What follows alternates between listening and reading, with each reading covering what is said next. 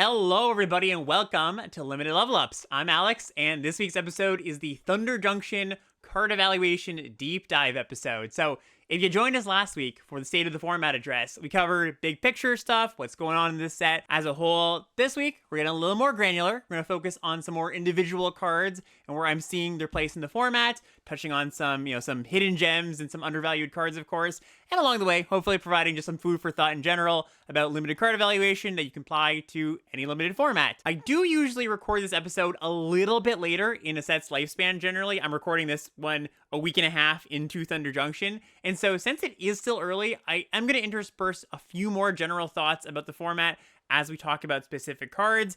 Thankfully, this format has been very kind to me. My last 10 drafts have had 7 trophies in them. So, of course, I want to share my approach with y'all. So let's just jump in. All right, so the way I want to talk about the individual cards in this format is going to be through the lens of what I'm seeing as the 3 pillars of the format. Those being green-based aggro, Naya aggro. So you've got the green-white saddle deck, you've got green-red 4 power matters, and the Boros aggro deck, which is not that much of a deck, but we're going to touch on it a little bit. Black-green recursion, graveyard recursion, often splashing blue or whites, or sometimes if you're very lucky and green and black are just very open, you get just the sick 2-color deck, but often you are splashing in this kind of deck. And then newcomer to the block, or at least for me, one that I've had a lot of success with this week, Grixis Crimes. I do want to do a little bit more of a deep dive on that once we get there, but I think most of the decks in the format, or at least the good ones, can be slotted into these 3 pillars. You can look at all the cards in the set and ask, what do they provide to these decks? And I think one of the really important parts of this format and being good at the format is understanding what cards go in what decks and what cards you shouldn't put in each deck, right? Or each pillar of the format. For example, there are some green cards that are really good in the green-white or Naya space beatdown decks, but I wouldn't really want to play in my black-green recursion decks. Similar thing with the Grixis Crime stuff. There's some black cards that are really good there, but I wouldn't want to play in my green-black recursion decks. So I think a big mistake that I've seen a lot of people make this week, just through doing deck techs on stream and through my Discord, and one that's very easy to solve too, is just people putting the wrong cards in the wrong decks and them just not really functioning the way that they're expecting them to. So understanding those 3 pillars of the format and then putting the right cards in the right decks is a big part of success in this format. I think a lot of people have kind of been left scratching their head a bit, being like, I don't get this format, like what's going on here? I know what the good cards are. Like I said, just putting the wrong cards in the wrong deck. But the other key to the format, and one that actually shapes how you want to think about those 3 pillars, is the dynamics around removal spells. And this is something that I covered last week. It's something that if you've listened to any other content, I'm sure you've heard. But removal and understanding the removal in this format is really, really important. Both understanding the idea that you need 4, 5, 6 good removal spells for success in this format, but also understanding that other people are going to have 4, 5, 6 plus good removal spells in their decks. And so the dynamics around that go something like this. There are a lot of really good rares in this set, as I'm sure you know if you've played any of it or watched any of it. And so you do need good removal spells to deal with them. In some formats, that's not a big deal, even if there are good bombs, because you could just draft a good aggressive deck. And often in a bomb-heavy format with a lot of expensive bombs, aggro is a pretty good solution to that, and that's why aggro is often, pretty represented in the winning decks. Because aggressive decks aren't as prevalent in this format, most of the time, you're going to be seeing a few good rares from your opponent's decks because the games go a turn or 2 longer on average. And because of play boosters, you're going to see more rares in more decks, right? So you just need that removal spell for that Seraphic Steed, the green-white 2/2 first strike lifelink that when you saddle it for 4, it makes a 3/3 flyer, or like Dust Animus, for example. The 2-mana 2/3 flyer that you can plot it for 2 mana. And if you play it when you have 5 untapped lands, it comes the lifelink counter and 2+1/+1 counters. These cards, you can't race them in combat, you can't deal with them in combat, you just have to have a removal spell. And people are picking up on that. People know that now. People now are valuing the removal spells heavily. And if you look at the stats, 17 lands, the cards that are doing quite well at common, it's a lot of the removal spells. Throw from the Saddle. This is the 2-mana punch spell. This is still the top performing common on 17 lands. Desert Stew, the -2/-2. Consuming Ashes, exile target creature. If it had mana value 3 or less, you surveil 2. All cards that are performing very well. And there are some formats where the things you need to answer, the threats, that the first threats of the game, are the ones in the 2-drops. And cards like Consuming Ashes tend to underperform because you have a 4-mana removal spell against a 2-drop. That's, you're losing out on mana there if you have to do that at any point. But that's not this format though. The 2-drops are noticeably not very good at attacking, most of them anyways. We've kind of gone back to Boomer Magic in a lot of ways, where it's just like, yeah, the 2s, they don't matter all that much, and you just want to save your removal spells for the bombs. That's what's at play here. And so there's this interesting effect that happens when both players come to the table knowing that most of the time the other person is going to have that 5, 6, 7 removal spells in their deck, at least, if you're drafting with good players. That means that their deck, a portion of it anyways, is somewhat predictable. And when your opponent's deck is somewhat predictable, that leaves room for you to exploit that predictability. That leaves room for you to play cards that line up well against a pile of removal spells. And so here's how you want to tie this all together. The two big keys of the format for me, understanding the pillars and understanding these removal dynamics. Part of the reason that these 3 pillars of the format, the green-white or Naya aggro decks, the black-green recursion decks, and the Grixis crime decks, are performing so well is because if you're playing the right cards, and again, this is the key thing, you need to be playing the right cards, in their own ways, in their own unique ways, they all prey on the fact that your opponent will predictably have a good handful of removal spells in their deck. For green and white specifically, or just the green aggro decks, they have cards like Take Up the Shield and Snakeskin Veil. Those are very good against removal spells. The green-black recursion decks, well, they just say, okay, kill my stuff. It's going to come back. I've got 3, 4, 5 recursion spells in my deck. The Grixis crime decks,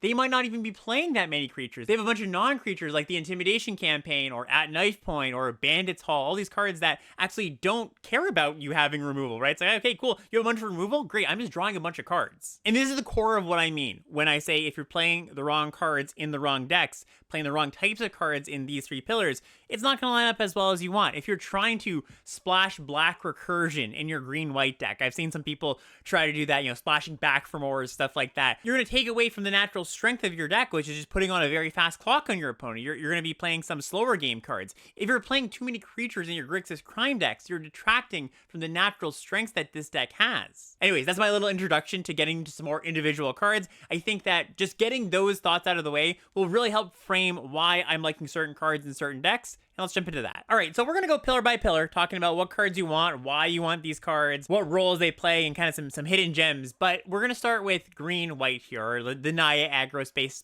specifically starting with green-white. So one of the things I talk about quite a bit when just talking about how to build aggro decks is understanding what kind of aggro deck you are, like what brand. I think a lot of times people just group in a bunch of aggro cards together. They just go, okay, well, my aggro deck, like what does an aggro deck do? How does it function? Well, it plays some cheap creatures, it plays some combat tricks, maybe it plays a mass pump spell.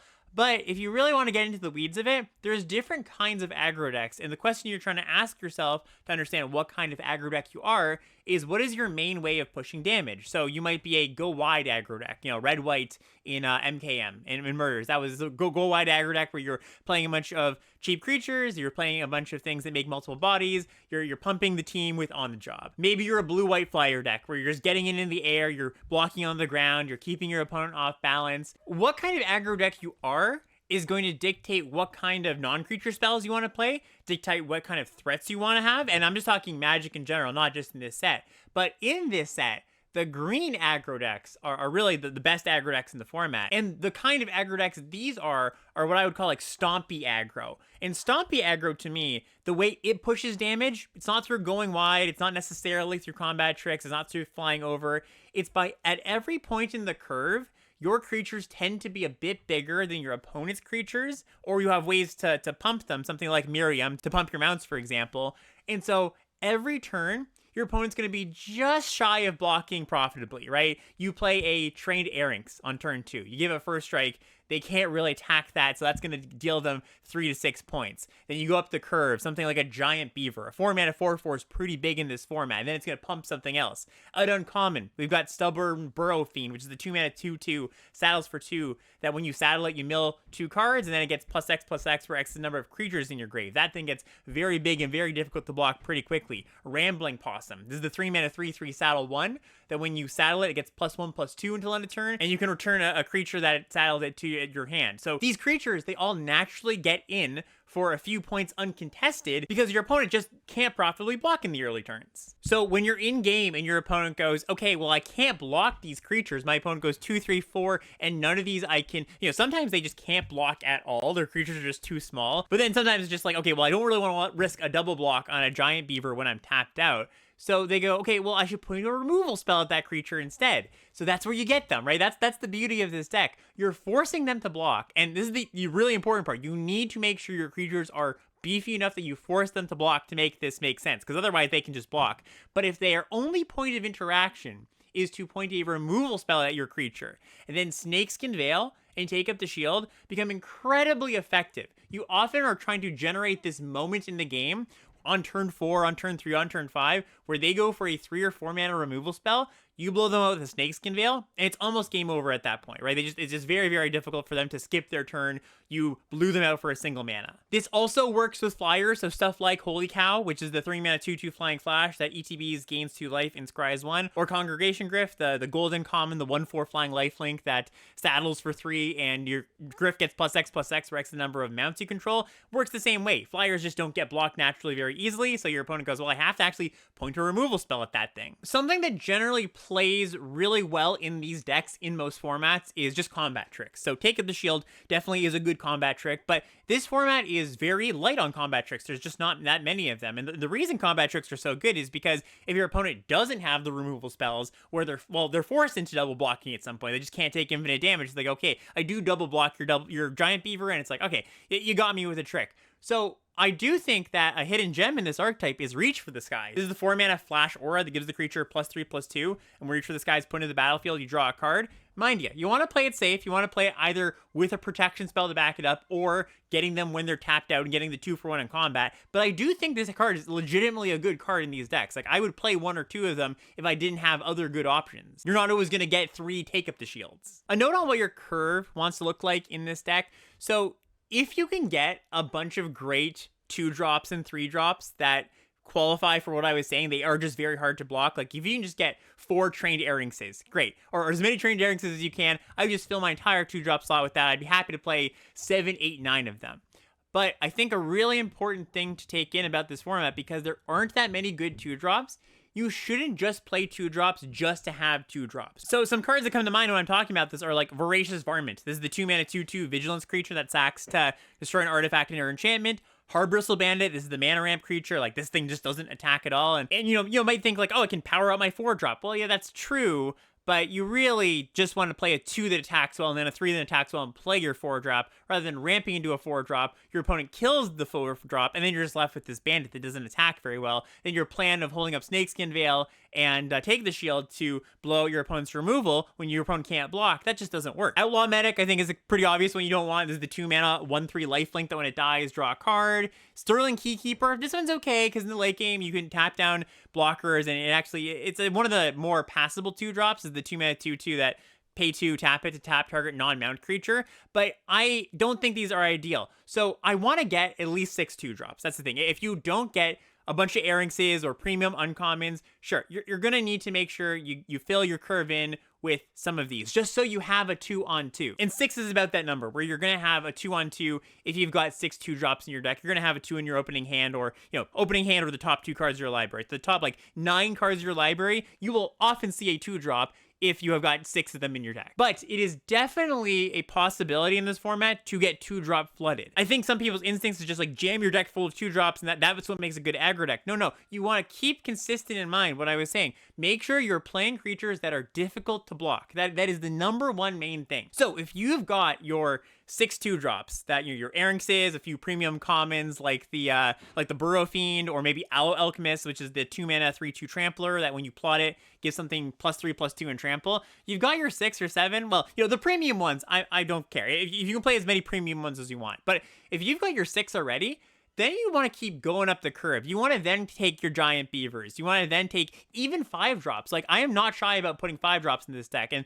some of the good ones are like Cactarantula, Spinewood Paladin, the 5 mana 5/4 trample that when it enters the battlefield, you gain 3 life and you can plot it for 4 mana. Sterling Supplier. This is another kind of hidden gem, a card that I don't think is being valued very highly right now. This is the 5 mana 4 and a white 3/4 flyer that when it enters the battlefield, put a +1/+1 counter on another target creature. Well, it helps one of your cheaper things attack very well. And then, once again, this is a flyer, so your opponent has to point a removal spell at it, playing into your plan of Snakes and Veil and take up the shield. I even don't mind Dance of the Tumbleweeds, honestly. I like the ramp spell that you can pay additional 3. It's a spree card. Pay an additional 3 to make an XX green elemental creature token. Like, just making a 5-mana 5/5. Maybe you go get a desert. Maybe that desert pings your opponent. Maybe you are splashing a really good black card. You know, not the Recursion. I mentioned you don't really want to splash Recursion in this deck, but you're splashing a good black removal spell. You're splashing a Ruthless Lawbringer, the 1 black-white 3/2 that sacks something to kill one of your opponent's non-land permanents. If you've got enough 4-power creatures, Bristleback Sentry is playable here as the 2-mana 3/3 defender that can attack if you control a creature with power 4 or greater, but you really do want to enable this. You don't want to have this sitting as a defender. That's really, really bad. Another card you don't really want is like Patient Naturalist. This is the 3-mana 2 and a green 2/3 that when NTBs you mill 3 cards, and you can take a land among the mill cards, put into your hand. And then if you can't do that, you got a treasure token. Like, this is a 2-power 3-drop. That's not hard to block. Your opponent can block that, and then you're forced to act first, right? This is tying into the concept of don't blink first. Your opponent's always going to have to blink first. They're going to have to want to double block, to point their removal spell at your thing, if you've got the biggest thing. If you attack with your 2/3, and you're like, oh, I've got a combat trick, you're the one that has to blink first, and it's just not going to be as good. So yeah, I think that's really the key to green-white. Like, you just have to have all of your creatures be difficult to block, hard to block on curve. You do want some removal. You definitely want some removal still. Even though it's an aggro deck, there's no exceptions. You still do want your 4/5 removal spells to deal with your opponent's awesome things, especially when it is stuff like a Dust Animist, where it's just like a big lifelinking creature that is very hard to deal with. So your Throw from the Saddles, your Mystical Tethers, you're still going to want to prioritize those. And just before we get into our next section here, if you're enjoying the show, you want to support the show, go check out the Patreon, patreon.com/limitedlevelups. That is the #1 thing that helps me keep on doing what I like to do here and put out the podcast every week. There's a bunch of rewards over there at a bunch of different tiers that we want to give back to you if you choose to support us. So thank you to everybody that supports. Go check that out. And one last thing, I am posting a lot more draft videos on YouTube, on the Limited Level Ups YouTube channel. So if you're not watching on YouTube, I would really appreciate it if you want to check that out if you're one to watch draft videos. If Patreon is not the route you want to take to support the podcast and you do want to support, just subscribing to the YouTube channel, it really does make a big difference. All right, then we phase shift just a little bit, talking about green-red now. So I think green-red plays the Stompy plan, kind of ironically. You'd think green-red is better at this than green-white, but I think green-red actually plays the Stompy plan a little bit worse for a few reasons. Number one, you don't get access to multiple protection spells, you just get Snakeskin Veil, and if you can pick up 3 Snakeskin Veils, that works fine. But the other thing is you just lose out on a density of good creatures that do attack profitably in the early turns. Like, you lose out on both the gold uncommons, and you get replaced with 2, I think, worse uncommons here. Cactus Folk, Sure Shot, the 4-mana 4/4 Reach, Ward 2. That at the beginning of combat in your turn, other creatures you control with power 4 or greater gain Trample and Haste. It's good still, but it's worse than green-white's uncommons. And then Jolene, Plundering Pulogist, which is the 3-mana 4/2, that whenever you attack with 1 or more creature power 4 or greater, you make a treasure token, and you can pay 1 in red to sack a treasure to have Jolene deal 1 damage to anything. Again, a good card, but worse than Miriam or the Griff. So you lose out on that. Well, you have to block this. Like, Jolene's just a 4/2, or you need something else to force her through. You also lose out on the flyers, like Holy Cow. And one of Red's problems in this format in general is just that its creatures don't attack all that well. Its commons don't attack all that well. You have a few good uncommons. You get like the Resilient Roadrunner, the 2/2 that has haste and pro coyotes, and you can pay 3 to make it unblockable except for by things with haste, and the Cunning Coyote, which is the 2-mana 2/2 in red haste, plot for 2 in red, and when it ETBs, another target creature you control gets +1/+1 gains haste. So, like, these are fine, but these are uncommons, right? So you're not going to get as consistent of that stompy aggro plan as you do for the green-white deck. Hellspur Brute, another pretty good one. This is the 5-mana 5/4 with affinity for Outlaws, and it's got Trample. Another one that is just very difficult to block. I think this is one that definitely excels here. It does still get all the green commons. I'm not saying you can't replicate green-white strategy exactly here. I just think it comes together a little bit less consistently. And what I found when I'm drafting green-red is a little more often, I do actually lean into the splashing. Maybe I'm splashing some of the black Recursion. I am a bit more mid-rangey. I think it's not ideal, but if these colors are how you started, whether it's open, maybe you open a Roxanne, the excellent red-green rare, and you're going down that path, and you just don't really see the green commons that make this stompy aggro plan work. Yeah, I have pivoted to a little bit more of a slow deck. Like I said, I don't think it's ideal because the red cards don't play a long game very well. Jolene helps that, right? Because she helps splash, she makes treasures. So there's some flexibility, there's some variability in here, and it's important to understand what you're going for and what cards you're seeing. If you're seeing the Stompy Aggro cards, by all means, you can supplement those with the gold uncommons here, with these good premium red uncommons, with the red removal spell, Explosive Derailment, the 3-mana DL4, like that's a good card. But just like I stressed with green-white, if you're not consistently seeing the creatures that are like, this is hard to block, this is hard to block, then you should probably start to pivot either out of red, so you can be green something else if something else is open, or you're picking up some treasure sources and you're using green's fixing to then be a bit more of a mid-range deck. And then there's red-white, which I'm not going to spend too long on because I do think this deck is still pretty bad. I kind of really poo-pooed it last week, and there was some pushback in the comments being like, oh, I trophy with red-white deck. And, you know, whenever I say a deck is not very good, it's never you can't trophy with it. It's never like the deck's not going to win. We're always talking averages here. We're always trying to push you in the right direction. If you find the perfect seat with the perfect cards, great. More power to you. That's awesome. You want with a deck that doesn't win very much. But I do think like a red-white aggro deck has a tough time winning. I think the one thing you can do in red-white, and I trawled through some of the trophies on 17 lands to figure out, you know, what do red-white winning decks look like. And a lot of the time, the red-white winning decks have a bunch of premium uncommons and Bruce Tarl, which is the Boros rare that like it's a 4/3 when it enters the battlefield. You exile the top card of your library, and if it's a land, you make an Ox, and if it's not a land, you can cast that card till next turn. Like, that card's just fantastic. That is a card that would pull you into red-white for sure. But the Stompy Aggro plan doesn't work here. Losing out on the green cards really, really diminishes that. Again, you only get one protection spell in Take Up the Shield, and your creatures are generally pretty small, so you aren't forcing your opponent to block early on. But what you can do, I think, is, and here's a bit of, you know, a bit of tech.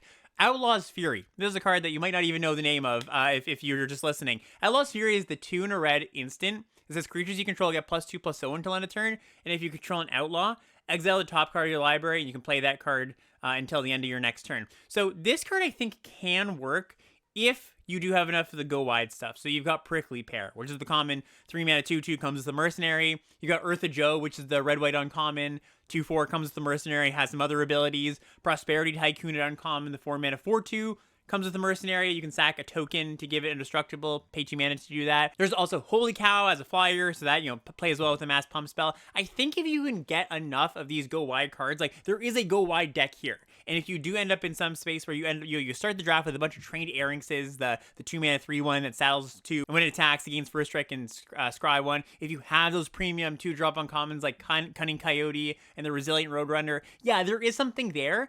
But unlike the green aggro decks, whose main way of pushing damage is just being difficult to block, you can't really do that here. So I think what you need to do is play a bit of a longer game, build out the board with things that go wide, and then cast an Outlaw's Fury. Of course, you're going to try to get in chip damage early with your Arinxes and your Holy Cows.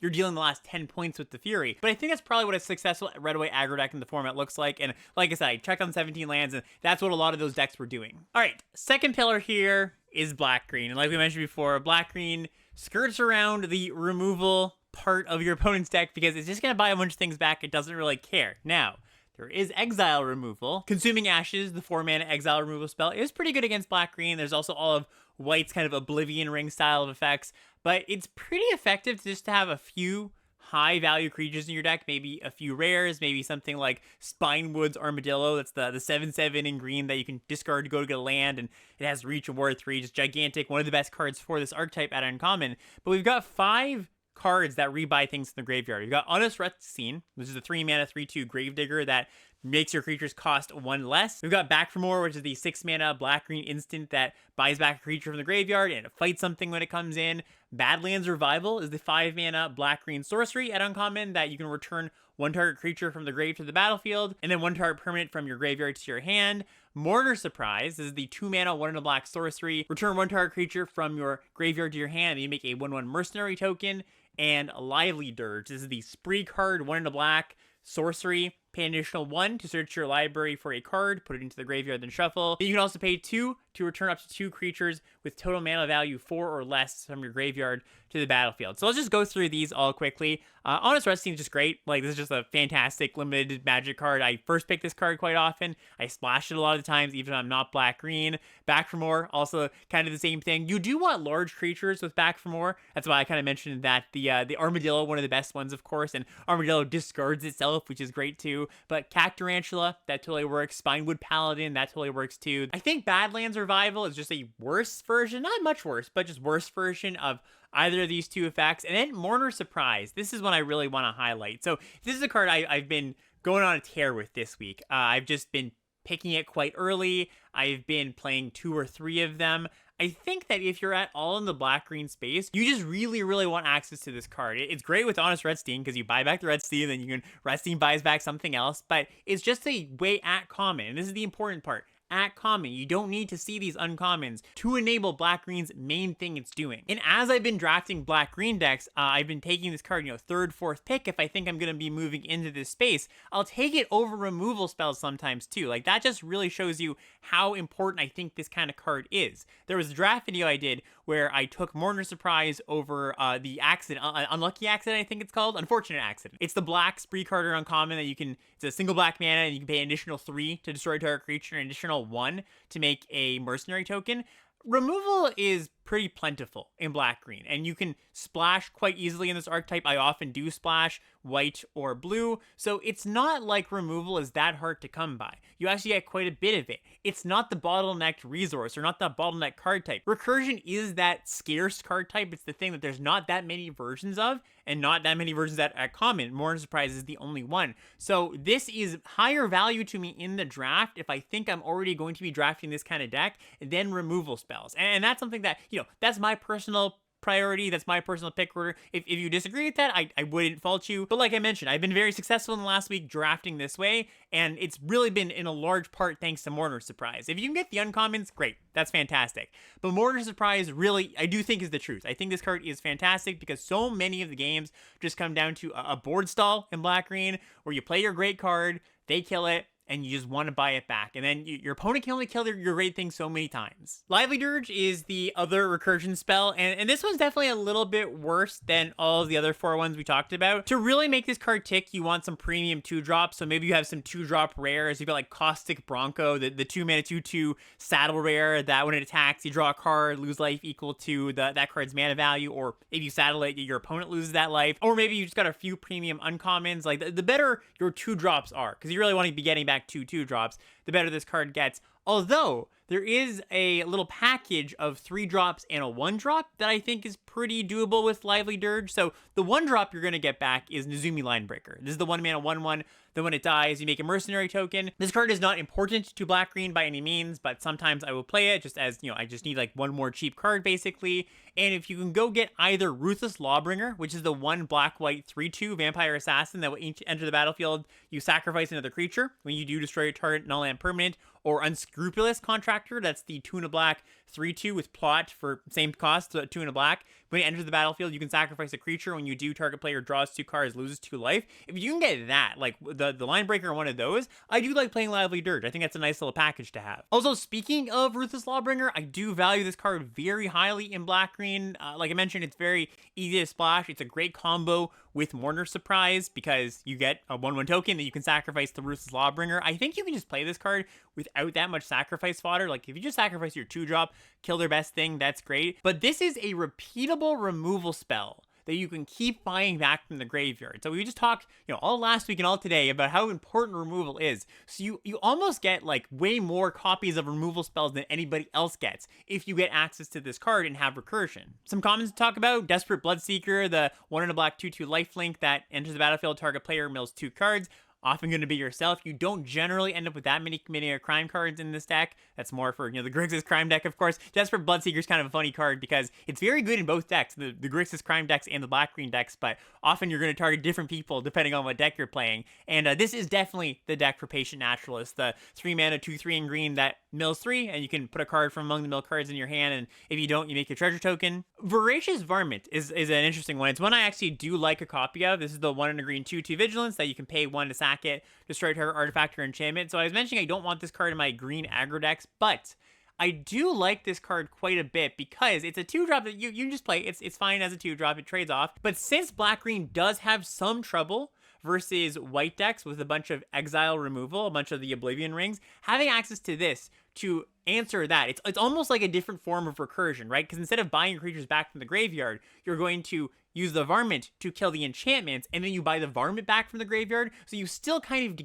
get some recursion in that way. It's just in the form of the varmint. It's kind of a weird way to skirt around the exile removal problem. And then, these decks just want some top end. Cactarantula, Spinewood Paladin, mentioning that again. Ambush Gigapede, this is definitely a card I like here, is the 4 black 6/2 flash that enters the battlefield. Target creature an opponent controls gets -2/-2, just a very good defensive card, can beat down if you need to. The super premium uncommons for this deck, Spineward Armadillo, that's the 6 mana 7/7 reach ward 3 that you can discard for 2 mana to go get a land, a desert, or a basic, and you gain 3 life. Basically a rare power level card in this deck. Another card that's basically a rare power level card in this deck at uncommon is Hollow Marauder. This is the 6 and a black 4/2 that costs 1 less for each creature card in your graveyard. It's got flying. Then when it enters the battlefield, each opponent discards a card, and each opponent who didn't discard a card with mana value 4 or greater, you draw a card. So they're just recurring this over and over, and of course it is much cheaper in this deck if you can mill yourself with your Bloodseekers or your Naturalists, or you have any amount of Surveil. And then speaking of Surveil, Sterling Hound, for those who got that dog in them, it's the 3 mana 3/2 colorless creature that when it enters the battlefield,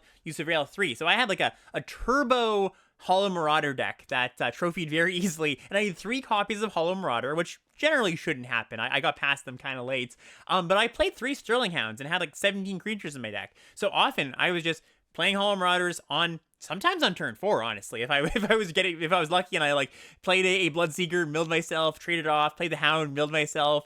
Buying back Marauder is just a great way to grind out the game. And like I mentioned, this isn't as much of a crime deck. You just don't really have the density of things that commit crimes. Sure, you have removal spells and such, but you don't really want something like Forsaken Miner, which is the black 2/2 uncommon that can't block. And whenever you commit a crime, you return to the battlefield by paying a black mana. I mean, this can't block, and black-green just wants to block, so you don't want this card anyways. But something like Raven of Fell Omens, right? 1 in a black 1/2 flyer that whenever you commit a crime, you drain your opponent for 1. Just not the kind of card you want, right? You want things that can block. This does not block very well. You don't really care about chip damage in a black-green deck. You're really just going to win the late game, go over the top, recur your bombs. Not the kind of card you want to play. I mentioned that you splash blue sometimes in a very good splash, and a card that I've kind of just come to see as a premium card now is Slickshot Lockpicker. This is the 2 and a blue 2/3 uncommon human rogue that's got plot for 2 and a blue, and when it enters the battlefield, target instant or sorcery card in your graveyard gains flashback until end of turn. Flashback cost is equal to its mana cost, so it doesn't exactly loop with the recursion spells, because flashback exiles your Back for More or your Badlands Revival or your Mourner Surprise, but it's so much value. It just, your opponents, unless they're coming to the table with just as much value as you are, it's unsurmountable value. Most opponents just cannot outgrind a lockpick getting back one of those recursion spells. When you're splashing white, one of the best things to splash for is Shepherd of the Clouds. This is the 4 and a white 4/3 uncommon. It's got flying and vigilance. When it enters the battlefield, you return target permanent with mana value 3 or less from your graveyard to your hand, and if you control a mount, you put that thing on the battlefield instead. So, for example, you could reanimate your Honest Redstein, get that back, buy something back. Like, the core idea of this deck is really just to make your opponent miserable by just saying, okay, I can never get through all of my opponent's cards. You just have infinite cards, infinite recursion, and Shepherd, really plays well into that plan. So I have been talking this whole time about black-green, about splashing, so I do want to talk about some splashing tools. I value the first Conduit Pylons, which is the desert that comes in untapped, surveils 1, adds colorless, and you can pay 1 tap it to make a mana of any color. I value the first copy of this fairly highly. Like, I don't mind taking it 4th pick if I think I'm going to be in black-green, or, the early parts of pack 2 if I'm already in black-green. Not only is it just like a free bingo space 5-color fixer if you're not sure what color you want to splash, or you just, see a powerful rare you can splash, but also with something like Dance of the Tumbleweed, which is the ramp spell that can make a gigantic creature. Like, going to get your pylons, not only does that turn your Dance of the Tumbleweeds into a 5-color fixer, but it also, tacking on a Surveil, basically, to your giant creature or to your ramp spell, like, that's a good bit of value too, especially when it's not just card selection, but you want things in the graveyard in this deck. Similar, I value the first Mirage Mesa pretty highly, which is the desert that enters the battlefield tapped, and you have to choose a color, it locks you in. Not as good, I think, but it's still a card I like. Festering Gulch, the black-green desert. I value this card quite highly too, so you can turn on your black-green desert payoffs at common. And then 2 more 5-color fixers. So Oasis Gardener. This is the 3 mana Scarecrow. It's a 2/2. Enters the battlefield, you gain 2 life, and you add 1 mana of any color by tapping it. This is a card that I think if you're 4 colors or 5 colors, and like 5-color bombs or something. Like, I had a deck, I was black-green base, splashing Rakdos. I had like a Gitrog monster, so having good 5 drops helps too. I was also splashing blue. I was fairly colorful. I think this is a fine card card to tie the room together. You don't want it just like, you know, in any deck. It's not important for the black-green plan in general, but I think it is a serviceable way to fix your mana. And then one I actually do quite like, Red Rock Sentinel. I think this one's a bit of a sleeper right now. 3 mana for a 2/4 defender at uncommon. You can pay 2 to sacrifice a land, draw a card, then create a treasure token. 2/4 is a really good blocker. 2/4 for 3 blocks all day and helps you grind through your deck, helps you find your important cards. Obviously, sacrificing a land can be a cost in some spots, but you get the treasure back, so it can fix you too. Yeah, I've just found this card to be pretty good if you're playing 3 or 4 colors. All right, and finally, our last pillar here, Grixis Crime. So yeah, this is the deck that I've had a lot of fun with this week. Definitely been digging into it. And the idea is kind of focused around non-creature. In my mind, there's different ways you can draft it. I know Sam Black kind of drafts a little more like a sort of like a burn deck in a lot of ways, but the way I found a lot of success with it is just focusing on the non-creature spells. Again, the way that this deck gets around the removal problem is its main cards don't actually care about removal spells. They're non-creature spells. Bandit's Hall is a card that I have fallen in love with, a card that you get pretty late. I've had 3 copies in my deck multiple times. This is the artifact at uncommon. It's a 3 mana artifact. Whenever you commit a crime, you put a loot counter on Bandit's Hall, and this triggers only once per turn. Tap it to add 1 mana of any color, so it's a manalith. You can also pay 2 and tap it. Remove 2 loot counters from Bandit's Hall, draw a card. So in these committing a crime decks, you're really just looking for as much removal as you can get. Ideally, you're somewhere in the neighborhood of 7, 8, 9 removal spells, plus you're looking for the deserts that ping your opponent to commit crimes, plus you're looking for some creatures that commit crimes too, right? Something like the Bloodseeker that can target your opponent mill too. And when most of your deck, lands and spells, are things that commit crimes, Bandit's Hall draws you a lot of cards, and Bandit's Hall is also kind of a solve for the issue of, well, my deck's just all removal spells, because if your deck's just all removal spells, what happens eventually, as you may know, is you cast a bunch of removal, and you go, kill that thing, kill that thing, kill that thing. You eventually run out of removal, and it's like, okay, well, now my opponent just plays a 4/4, and I'm gonna die to that thing. Bandit's Hall means the gas keeps on flowing, they play very well with multiples, the additional mana matters a lot, so you can keep double spelling. This also helps you splash, like, you know, I've been calling this Grixis Crimes, and usually you're like base blue-black, I think it's the most common thing, splashing red, but I've been like base red-black, splashing blue, and either way, the ability to add on an additional color really helps you gain access to more interaction spells and more of these payoffs for committing a crime. I've also splashed white sometimes in these decks for stuff like Lassoed by the Law, which is the 4 mana Oblivion Ring that comes in and makes them mercenary. So I do think Bandit's Hall is great. I think this card is legitimately a good card in this deck. And like I mentioned, I've had decks with just like 3 of them, and I've been happy with to draw all 3 of them. Another one here at Knife Point. This is 1 black-red for an enchantment and uncommon. As long as your turn, Outlaws you control have first strike, but that's not the important part of this card. Whenever you commit a crime, you make a mercenary token. So this just sits there. Every removal spell you have makes a 1/1, and you're slowly building up incremental advantage. Every desert you play makes a 1/1. You want to sequence this, of course, so that you like play your desert on your turn, cast an instant speed removal spell on your opponent, so you can get like 2 mercenaries per turn cycle. This card has quite poor stats in 17 lands, but I think it's mostly because people are putting this card in their like red-black aggro outlaw deck, and it's just not very good there, right? It's just the effect of giving your things first strike is pretty marginal for 3 mana. Making a 1/1, okay, sure, like that can help grind out a game, but you're not looking to do that in a black-red aggro deck. In this deck, you absolutely are. It's a threat that your opponent just can't really deal with, and it's just this source of inevitability, and that's really what you're looking for from all these non-creatures, a source of inevitability that's hard to interact with. Intimidation Campaign, this is the 1 blue-black enchantment that when it enters the battlefield, each opponent loses a life and you gain a life, and then you draw a card, and then whenever you commit a crime, you pick this up. I actually think I like this a little bit less than Bandit Hall. I mean, they're different cards. I don't want to like compare. It's a little bit apples and oranges here. I really value the additional mana the Hall gains you. Paying 2 mana to draw a card is better than paying 3 mana. Mind you, this one does it on each crime you commit rather than every other crime. But often the way that this plays out, or just these decks play out, is like you're not going to want to draw a card every single time you commit a crime, because it's just a little bit too mana intensive, right? You're tacking on 3 mana every single time to draw a card. So I've actually found like the cadence of the games means that there's not that big of a difference between the Bandit's Hall drawing you a card for each other crime you commit, and this one, drawing you a card for each crime you commit. So again, pros and cons. The life gain on this card is nice, but if you really like Intimidation Campaign, I think you should also like Bandit's Hall. This is just turning into an infomercial for Bandit's Hall, but that just shows you how much I like the card. Then Brimstone Roundup. This one is, I think, less good, and you need other things to make this good, but I think it's an okay card. So it provides the inevitability that At Knife Point does. So this is a 2 mana red enchantment at uncommon. Whenever you cast your second spell each turn, you make a mercenary token, and it's got plot for 2 and a red. So it's a little bit less reliable to keep on making 1/1s, because you do have to keep double spelling, but that's not that difficult in these decks that do draw a bunch of cards. I would definitely prefer the other 3 cards to really close out the game and be your main engine, but I found that Brimstone Roundup in these decks can be okay too. So the way you get into this deck either is seeing kind of late Bandit Halls or Knife Points or Intimidation campaigns, and you've already picked up a bunch of removal spells, or you just start with a rare that wants you to commit crime. So one of the best ones, I think probably the best one, is Gisa the Hellraiser. This is 3 black for a 4/4 mythic. It's got Ward 2, pay 2 life, so they have to do both things. Skeletons and zombies you control get +1/+1 and menace. And whenever you commit a crime, you create 2 tapped 2/2 blue and black rogue zombie tokens. It only triggers once per turn, as most of this crime stuff does. Courage is fantastic. There's also Vadmir, New Blood. This is the 1 and black 2/2. Whenever you commit a crime, you put a +1/+1 counter on Vadmir. And as long as you have 4 or more +1/+1 counters on Vadmir, it has lifelink and menace.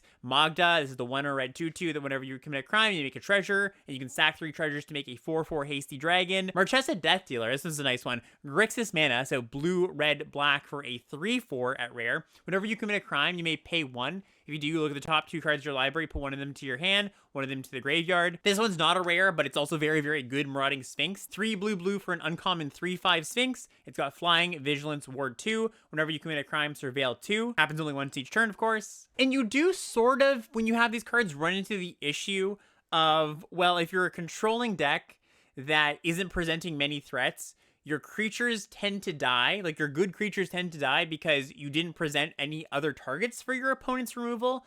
And the way you solve that is Mourner Surprise. Once again, like, I do think Mourner Surprise is a good card in this deck if you've got these premium cards to just buy back, or maybe you have counter spells to protect your creatures, although there's not very many like hard counter spells that just straight up like protect a creature. There's very few, like there's a rare cancel variant. I guess there's like Hindering Light from the bonus sheet, although that's white mana. So mostly I've just found, you have a few copies of Mourner Surprise, you play your Gisa, if it dies, you hope you get a crime trigger on the same turn, hopefully. If it dies, you buy it back. Same thing with all these kind of things. So yeah, you do kind of run into the issue of like, you should expect your creatures, your good rares, to die when they get played. And often, if you can, you want to get 1 trigger off of your Magda or your Marchesa or your Gisa. But then you just buy them back. Then there's some lesser creatures that are committing a crime payoffs. We got Lazav, the 1 blue-black uncommon, 1/4. Whenever you commit a crime, you put a +1/+1 counter on Lazav, and then you may exile a card from a graveyard, and Lazav becomes a copy of that until end of turn. I mean, it's a fine card. Nothing totally wrong with it, but it just doesn't really play into that. The strength of this deck, once again, is just like, it's a creature, it dies. That's not why you're playing this deck. You're playing it so you're resilient against creature removal. Another one, Karavek the Punisher, 1 black for a 3/3. Whenever you commit a crime, exile 1 target black card from your graveyard. You can copy it, and you may cast that copy if you do lose 2 life. Fine card too, but I think there's just like better ways to get card advantage. Vial Smasher, Gleeful Grenadier. This is black-red for a 3/2 at uncommon. Whenever an outlaw enters the battlefield, Vial Smasher deals 1 damage to target opponent. So, it's a enabler itself. It's a creature that commits crimes. Also kind of nice with at knife point, because like you ping them for each one. Each time you make a knife point token, you get to ping them, get to commit a crime. Raven of Fell Omens is another one that's totally fine here. 1 and a black for a 1/2. Flying, whenever you commit a crime, each opponent loses 1 life, you gain 1 life. Blood Hustler, the uncommon, 1 and a black 1/1. Then whenever you commit a crime for the first time, you put a +1/+1 counter on it, and you can pay 4 mana, 3 and a black to have target opponent lose a life and you gain a life. This one is kind of nice because it's a repeatable way to commit a crime on your opponent's turn. So you get, like I was saying, you get 2 triggers per turn cycle, which is something that you're looking to do in these decks. A lot of these cards, like the ones that they're like the tier 2 payoffs, basically, they play better in Sam Black's version of the deck. That if you want the deep dive on that, I would recommend going to listen to Sam Black's Drafting Archetype podcast on Grixis. And his version of the deck is a little more, all of the cards in my deck are focused on burning you out in some way. So like Blood Hustler drains you, Raven drains you, Vial Smasher drains you. The more the merrier, right? The more pinging stuff you have, the more just drain stuff you have, the more you want to play each additional copy of a Raven or a Blood Hustler or a Vial Smasher. And the more you're like knife point, campaigning, bandits hauling, the more those cards just don't matter as much because the chip damage it doesn't add up to anything substantial. A combo I want to call out, the Lockpicker, which is the Snapcaster variant, and Archive Trap. This is the 3 blue instant that mills the opponent for 13 cards, and if they've searched their library this turn, you pay 0 instead. I think this is a legitimate thing. Like, if you're a control Grixis deck this is a legitimate win condition. You just mill your opponent for 26 at some point. The Pro Tour is happening today, first day of the Pro Tour, and Jason Yee, who's been on the podcast many times, posted their deck on Twitter, and they first picked an Archetype trap and got one, I think, in Pack 2 as well, had this combo, and went 3-0. Like, this is a real thing. I do legitimately think this is an actually good thing to do. It's also very cool and very fun, so I do like when the fun thing lines up and is the good thing too. That is something I enjoy in limited Magic. The other cards to call out: Slick Sequence, the red-blue instant that deals 2 to any target, and if you've cast another spell this turn, draw a card. Just a good spell. Same here with Tyrant Scorn, the blue-black instant. Choose one, destroy target creature with mana value 3 or less, or bounce a creature. Just a good spell. Binding Negotiation. This one's pretty interesting. So this is the 1 and a black sorcery. Target opponent reveals their hand. You can choose a non-land card from it, and if you do, discard it. Otherwise, you can put a face-up card they exiled, which basically means they plotted into their graveyard. I like this card in removal-heavy decks because it lets you plan out what you can afford to use a removal spell on, right? So if you know what's in their hand, you can better plan out where you're pointing your removal. And, you know, I've mentioned before, you don't really want to, like, point your removal spell at a giant beaver or something, just like a big creature. You want to save your removal for their bombs. But if you see in their hand that you've got 3 or 4 removal spells, they don't have many threats, and that giant beaver is pressuring you a bit, you can go, okay, like, I know what their hand is. I know that I can use one of my removal spells, kill the giant beaver. I still have 3 removal spells left over. I get to save 1 removal spell for their bomb that they have, and I have 2 removal spells left over for the other spells that they're going to draw, the other good creatures. So definitely one that helps clear the way, gives you information. And then just a few blue commons to call out here. I've really come around on blue as a color I like, especially, mostly because I've been playing these decks a lot. But Take the Fall, this is a really good one. This is a single blue mana instant. Target creature gets -1, -0 until end of turn. It gets -4, -0 instead if you control an outlaw, then you draw a card. Really nice with Bandit's Hall, right? If you've played an outlaw on 2, then go Bandit's Hall, and they attack into you, and you go, all right, take the fall, put a trigger on my hull, draw a card, win the combat. Like, that's a really nice sequence. Phantom Interference is the counter spell that you can kick, or, pay an additional 3 mana to make a 2/2 flyer, counter target spell unless they pay 2. This is a card that I like a lot more than a lot of people. I've heard, Ethan and Ben be kind of down on this card in Lores Limited. I know LSV is not super high on this card, and the reason they're not super high on this card, from what I understand, is just the fact that plot is in existence in this format, of course, where it's like, if you hold up a counter spell and they plot, well, it's not great. But my counter argument to that is that, you ideally have other stuff to do in your deck at instant speed. You've got card draw. It's not just like, okay, well, I missed out and I wasted my mana. But the other thing, too, is that there's going to be some point in the game where you get to counter something. Sure, you don't get to counter their plot card exactly on that turn. You left that mana. It's like, oh, okay, sure. But people are playing expensive cards in this format. People are playing 5s and 6s. This is going to remain relevant for quite a long time. So I'm not down on this card at all. I'll play 2 or 3 copies generally, especially if I don't have a lot of cheap cards. Emergent Haunting, this is a kind of nice one. This is the 1 in a blue enchantment that at the beginning of your end step, if you haven't cast a spell this turn, it turns into a 3/3. You can pay 3 mana to Sorel one, so just, good when you're casting instants. Metamorphic Blast, this is one I really like. Single blue mana for an instant. It's a spree card. +1 mana, turn something into an 0/1, and +3 mana, target player draws 2 cards. So just being able to have a bunch of mercenaries on the battlefield and going, okay, block with my mercenary, make your big creature into an 0/1, win that combat, draw 2 cards, commit a crime. Like, it just does 4 things at once a lot of the time. And yeah, it's a card I think is really, really good in these decks. Then just quick shout out to Jailbreak Scheme. This is the spree card at common and blue that you can pay an additional 2 to put something on the top or bottom of its owner's library. The owner of that thing chooses, of course. You can also pay an additional 3 to put a +1/+1 counter on something, and it can't be blocked this turn. This is not a card that you have to take early. It's a card that goes quite late, but it is a card that helps you up your count of committing a crime, which, again, is something you really, really want. I would aim for, I think, like 14, 15 things that commit a crime between your spells and your lands. And speaking of lands, I do really think you need to value the deserts highly in this deck, not just because they commit a crime, but because turning on Desert Stew, which is the 1 in a black, -2, -2, and it scales for the number of deserts you have, that's really important. I think turning that into like a -3, -4 is a huge, huge deal in this deck. Having a super flexible, super cheap removal spell really goes a long way. And I also take the half on color deserts too for these decks. Like, I don't mind playing a Forlorn Flats, the black-white one. Perfectly acceptable as long as you have enough things to trigger. Perfectly acceptable as long as you have enough payoffs for committing a crime. And a little bit of a small call out here. Sandstorm Verge. So this is the desert that taps for a colorless. You can go 3 and tap it to make something not block this turn. I don't love this card because it's colorless, of course, that's the big thing. But if you are short on ways to commit crimes and you're not too colorful, this is a way to do it every single turn. At a cost, But if you're making a outlaw every single turn with your at knife point and putting a counter on your bandits hall and picking up your intimidation campaign, it can be worth it. So only if you're low on triggers, you're something like have like 10 in your deck or something, that's a little bit low. You probably should needed to pick up some more stuff in the draft anyways, but it's an option. It's just not what I prefer. All right, and that's going to do it. Thank you so much for watching and listening, everybody. Hope this was helpful. Yeah, it actually turned into a little bit more of an archetype breakdown than an individual card evaluation episode, but, we got a lot of card evaluation stuff in there, too. Hope this was helpful. I think this is hopefully the kind of content that is very helpful at this point in the format where people know what's going on, but really are kind of fine-tuning, getting the nitty-gritty in there. I know understanding this stuff really elevated me from being like, a 57% win rate in this format to up to like 63 really did, level me up, so to speak. And I'm just hoping that people find this helpful. So if you like this, if you're watching on YouTube, please do leave a comment, like and subscribe, all that. And we'll see you next time. See you, everybody.